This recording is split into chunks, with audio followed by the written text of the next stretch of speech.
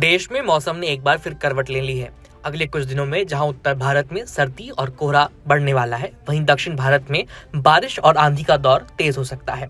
भारतीय मौसम विभाग यानी आईएमडी ने अपने ताजा अपडेट में साफ संकेत दिए हैं कि देश के कई हिस्सों में मौसम का उतार चढ़ाव देखने को मिलेगा।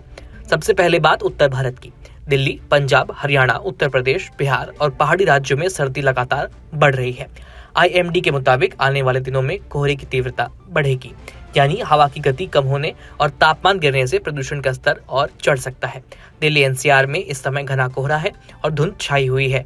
न्यूनतम तापमान 10 से 11 डिग्री के आसपास रह सकता है। वहीं मैक्सिमम तापमान करीब 26 से 27 डिग्री के बीच दर्ज किया जा रहा है। प्रदूषण की बात करें तो कई जगहों पर AQI सीरियस कैटेगरी यानी 400 से ज्यादा पहुंच चुका है, जिसमें बवाना, वजीरपुर, चांदनी चौक और आनंद विहार सबसे प्रदूषित क्षेत्रों में शामिल हैं। दूसरी ओर जम्मू कश्मीर, हिमाचल प्रदेश, उत्तराखंड में बर्फीली हवाओं का असर मैदानी इलाकों में महसूस होने लगा है। पहाड़ों पर कई जगह तापमान माइनस में चला गया है। 16 नवंबर के आसपास एक और पश्चिमी विक्षोभ के एक्टिव होने की संभावना है, जिससे पहाड़ों में बर्फबारी और बढ़ सकती है। दिल्ली में शीतलहर की मार जारी है। सुबह के समय घने कोहरे के साथ कड़कड़ाती ठंड परेशान करने लगी है।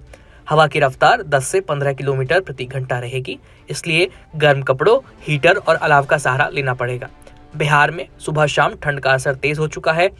पश्चिमी विक्षोभ और ठंडी हवाओं के कारण तापमान में गिरावट जारी है। घना कोहरा ट्रेनों और फ्लाइट्स को प्रभावित कर सकता है। बात करें पूर्वोत्तर भारत की तो अरुणाचल प्रदेश, नागालैंड और असम के कुछ हिस्सों में अगले कुछ दिनों में मौसम एक्टिव हो जाएगा। यहाँ घना कोहरा और रात में तेज ठंड का अलर्ट जारी किया गया है। दक्षिण भारत में हालात बिल्कुल उल्टे हैं। बंगाल की खाड़ी में चक्रवात बन रहा है और कुछ उत्तर पूर्व मानसून के चलते भारी बारिश के संकेत भी मिलने लगे हैं। आईएमडी ने 15 और 16 नवंबर के लिए केरल, तमिलनाडु, अंडमान निकोबार द्वीप समूह और लक्षद्वीप में अलर्ट जारी किया है। यहाँ हल्की से मध्यम बारिश, गरज और चमक के साथ आंधी और बिजली गिरने का खतरा बना रहेगा। बात करें राजस्थान की तो यहाँ सर्दी ने दस्तक दे दी है।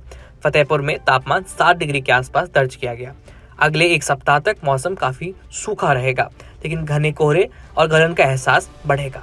कुल मिलाकर आने वाले दिनों में देश के अलग अलग हिस्सों में मौसम की तस्वीर एकदम अलग लेकिन चुनौतीपूर्ण रहने वाली है।